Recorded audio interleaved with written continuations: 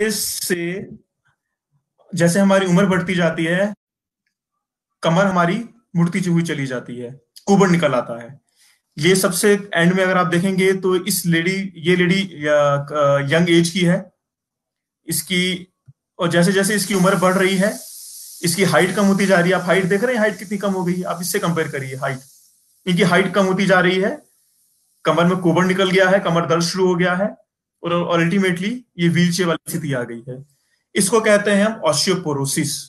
हमारा मकसद है कि किसी को भी बढ़ती उम्र में ये स्थिति ना आए। ये नॉर्मल चीज नहीं है, हम इससे बचाव कर सकते हैं अपना। हमारा मकसद है कि ये किसी भी इंसान को इस स्थिति का सामना ना करना पड़े।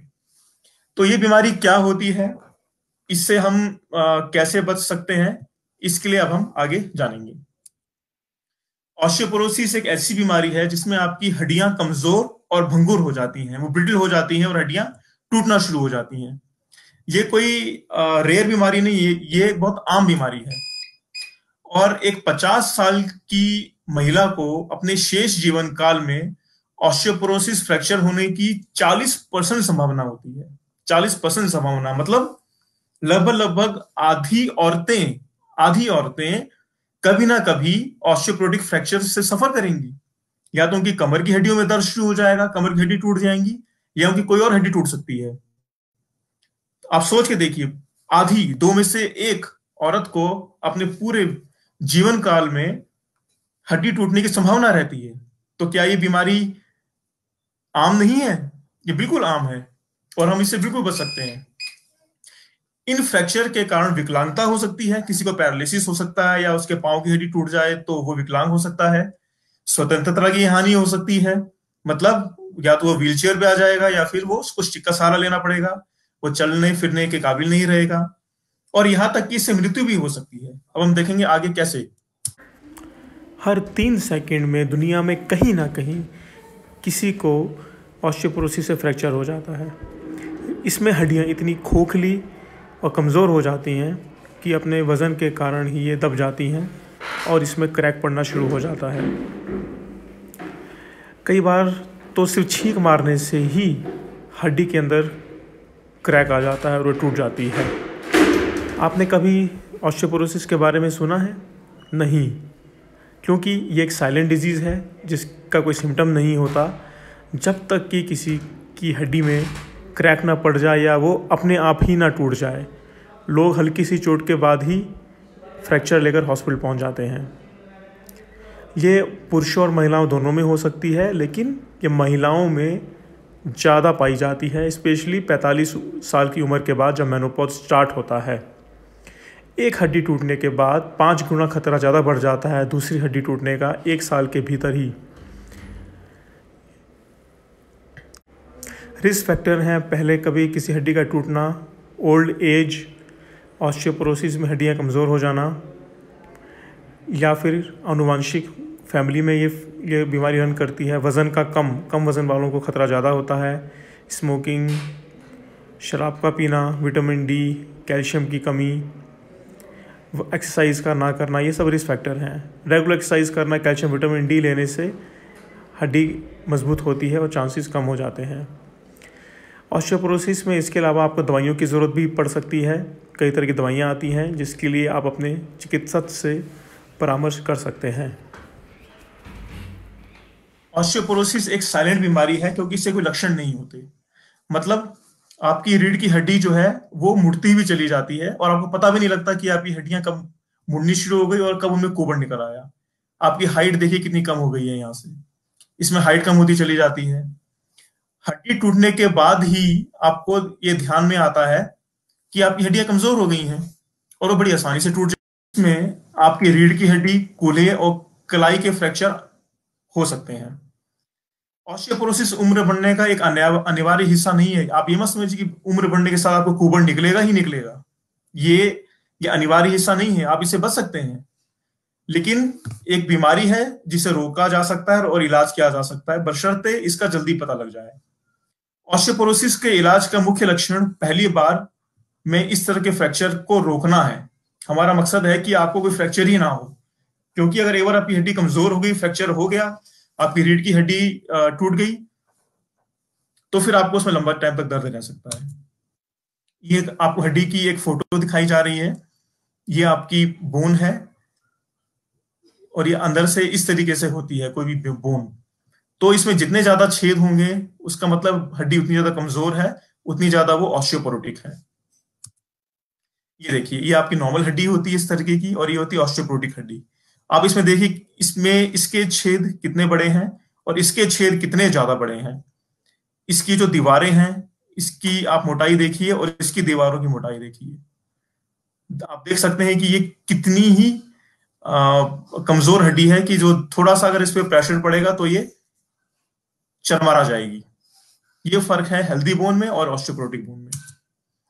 तो ऑस्टियोपोरोसिस, आप एक और फोटो देख सकते हैं, नॉर्मल बोन का फोटो है या ऑस्टियोपोरोटिक बोन का फोटो है। बोन कितनी इसमें मधुमक्खी के छत्ते की तरह हो गई है, आप जरा सा इसमें कुछ चोट लगेगी और ये टूट जाएगी। ऑस्टियोपोरोसिस में आपकी बोन की क्षमता कम हो जाती है और वो खोखली हो जाती है। बोन की क्षमता इस पर निर्भर करती है कि बोन की क्वालिटी कैसी है और उसमें कितना कैल्शियम भरा हुआ है उसको डेंस बनाने के लिए। ऑस्टियोपोरोटिक बोन में कई हड्डी के टूटने का खतरा होता है, जैसे कि कलाई की हड्डी, कूल्हे की हड्डी या कमर की हड्डियाँ। पुरुषों में कूल्हे की हड्डी टूटने से ज़्यादा मौत होने की संभावना हो जाती है। एक जीवन भर में हड्डी टूटने का खतरा ऑस्टियोपोरोसिस से लगभग 40% होता है, और इस तरीके से आपकी कमर की हड्डी टूट सकती है। ऑस्टियोपोरोसिस लगभग 45% महिलाओं को अफेक्ट करता है, 50 साल से उम्र की। 25% पुरुषों को मौत का खतरा होता है एक बार ही फ्रैक्चर होने के बाद। बहुत पुरुष और महिलाएं एक उम्र के बाद अपनी हड्डियों में से कैल्शियम लूज़ करना शुरू कर देते हैं। इसलिए ज़रूरी है कि आप यंग उम्र में ही अपनी हड्डियों के अंदर एडिक्वेट अमाउंट में कैल्शियम डाल के रखें, जो एक बैंकिंग की तरह होती है। अब देखते हैं हड्डियाँ कैसे बनती हैं। ऑस्टियोब्लास्ट नाम के सेल होते हैं जो हड्डियों की रचना करते हैं, जो अपनी हड्डियों के अंदर कैल्शियम डिपॉजिट करते हैं। ऑस्टियोपोरोसिस तब होता है जब ऑस्टियोक्लास्ट नाम के सेल्स, ऑस्टियोक्लास्ट जो बोन को खाने का काम करते हैं, वो सेल्स ज़्यादा मात्रा में हो जाते हैं या वो एक्टिवेट हो जाते हैं।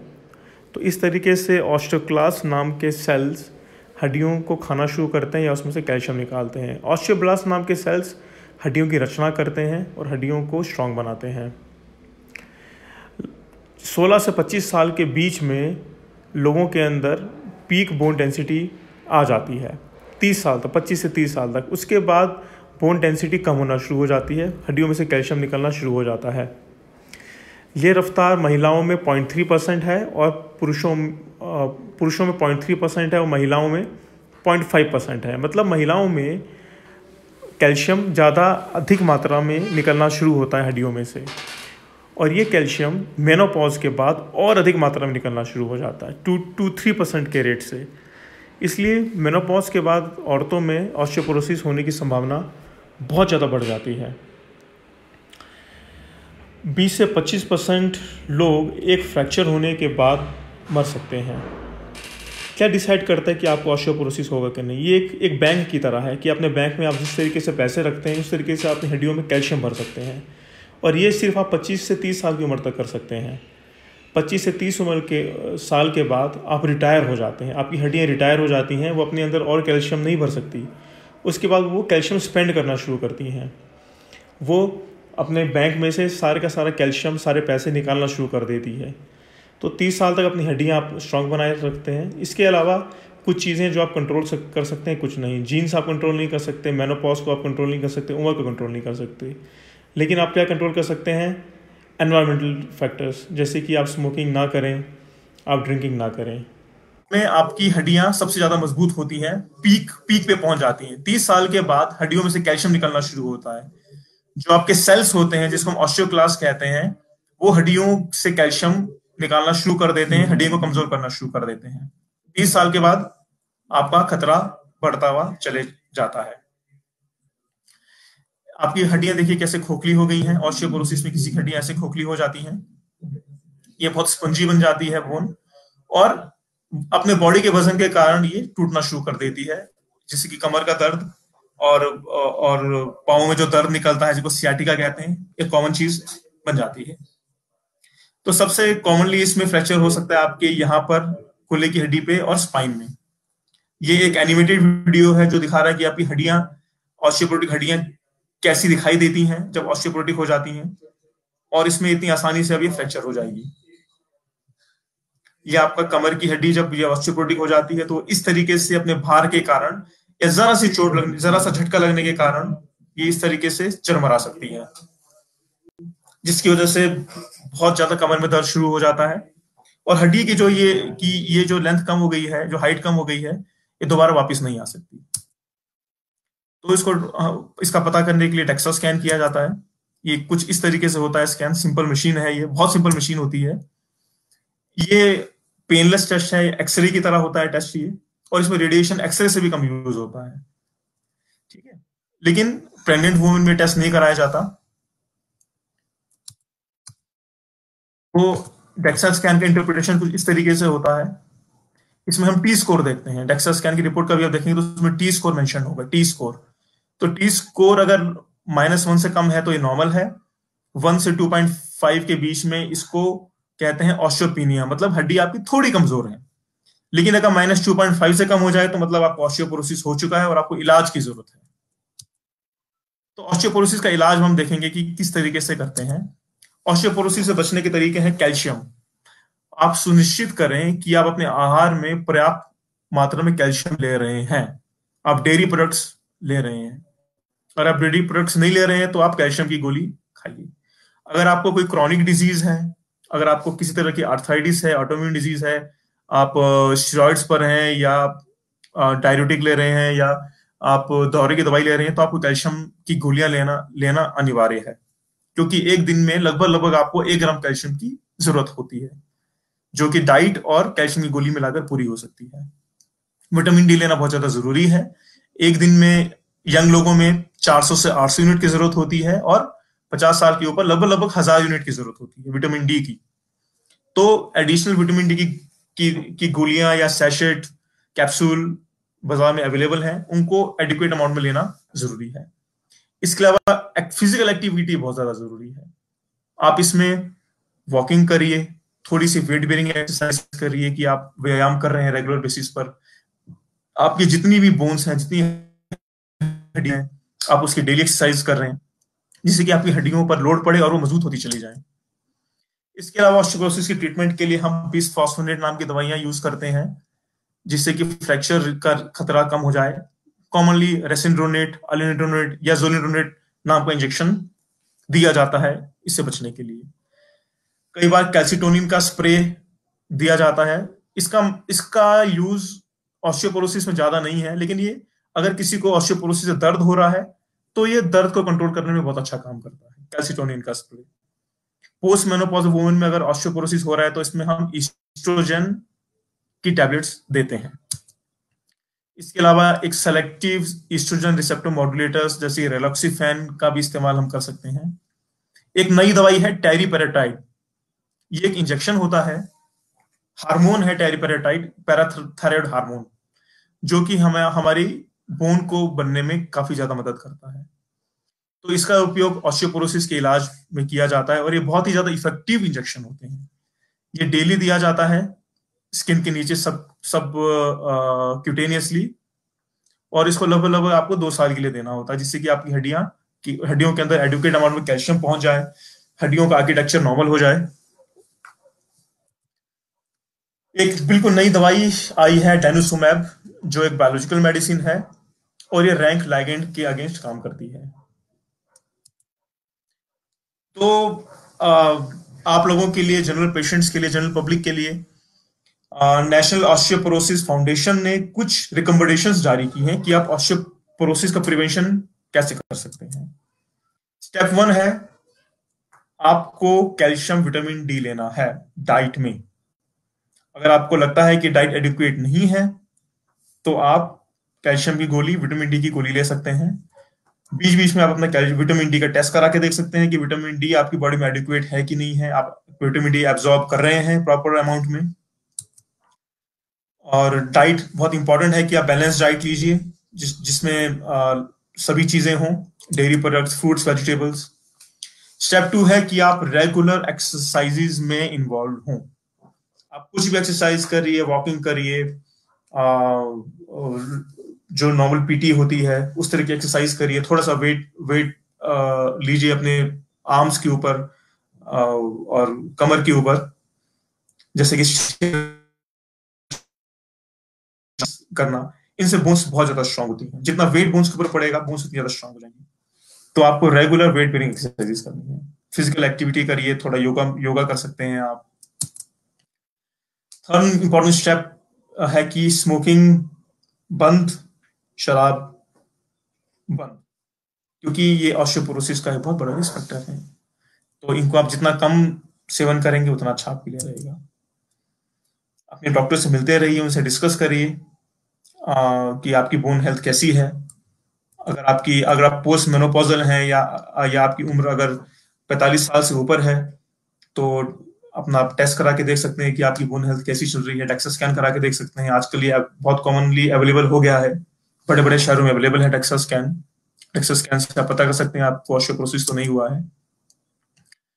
और अगर डेक्सा स्कैन में आपकी रिपोर्ट आती है कि आपको ऑस्टियोपोरोसिस है, तो फिर इसके लिए आपको एडिक्वेट मेडिसिन लेनी है, एप्रोप्रिएट मेडिसिन लेनी है, जिससे कि आपका ऑस्टियोपोरोसिस प्रिवेंट हो जाए। ये बीमारी हम प्रिवेंट कर सकते हैं। तो जैसे ये कार्टून आपको डिपिक्ट कर रही है, हाथ से ये रोक रही है आपको, अल्कोहल मत लीजिए, स्मोकिंग मत लीजिए, रेगुलर वर्कआउट करना है आपको, रेगुलर एक्सरसाइजेस करनी है, डॉक्टर से बात करनी है आपको। जैसे आपकी उम्र ज्यादा हो जाती है, या अगर आप कोई मेडिसिन ले रहे हैं, या आपको कोई क्रॉनिक डिजीज है, तो ऑस्टियोपोरोसिस के बारे में अपने डॉक्टर से पूछिए और उनसे डिस्कस करिए। Healthy diet, calcium vitamin D supplementation बहुत ज्यादा जरूरी है इसमें। अगर आपको ऑस्टियोपोरोसिस है तो आपको क्या करना है? अगर आपको डायग्नोस कर लिया गया ऑस्टियोपोरोसिस है, तो सबसे इंपॉर्टेंट है आपको गिरने से बचना है। आपको ये ध्यान रखना है कि आप गिरे ना। इसके लिए आप एक वॉकिंग स्टिक ले सकते हैं। वॉकिंग स्टिक लेके आप चलिए। घर में आप इस तरह का देखिए कि वहां पर कोई स्लिपरी सरफेस तो नहीं है, बाथरूम स्लिपरी तो नहीं है। अगर बाथरूम स्लिपरी है तो आप वहां की टाइल्स चेंज कराइए, यहाँ पे कुछ और लगाइए जिससे कि आप स्लिप ना हो। हैंडरेल्स बहुत जरूरी है कि सीढ़ियों में हैंडरेल्स लगे हों, आप सीढ़ी में आप पकड़ के चल रहे हैं जिससे कि गिरने के चांसेस आपके कम हो जाएं। तो स्लीपर्स आपकी अच्छी होनी चाहिए, आपकी जो चप्पलें हैं वो स्लिपरी ना हो। इन सब चीजों को ध्यान रखिए कि आप गिरने के चांसेस आपके कम हो जाएं। इसके अलावा आपको जब आप ट्रेवलिंग कर रहे हैं तो ध्यान रखिए कि गाड़ी की स्पीड ज्यादा ना हो और आपको झटके ना लगे। अगर आपको झटके लगेंगे तो आपकी कमर की हड्डी में झटका लगेगा और वो फ्रैक्चर हो सकती है। तो ट्रैवलिंग में स्पेशली आपको ध्यान देना है कि बाइक पे बैठते समय, स्पेशली बाइक स्कूटर्स में झटके बहुत ज्यादा लगते हैं। गाड़ी फास्ट ना चल रही हो, और स्पेशली जो गड्ढों में। और आप जब आपको भारी सामान उठाना है तो ज्यादा भारी सामान मत उठाइए। और भारी सामान उठाएंगे तो चांस है कि जब आप झुके तो आपको फ्रैक्चर हो जाए। कमर की एक्सरसाइजेज इसके अलावा आपको करनी बहुत ज्यादा जरूरी है। तो इसी के साथ मैं अपनी प्रेजेंटेशन यहाँ पर खत्म करता हूँ। अगर आपको कोई भी सवाल है तो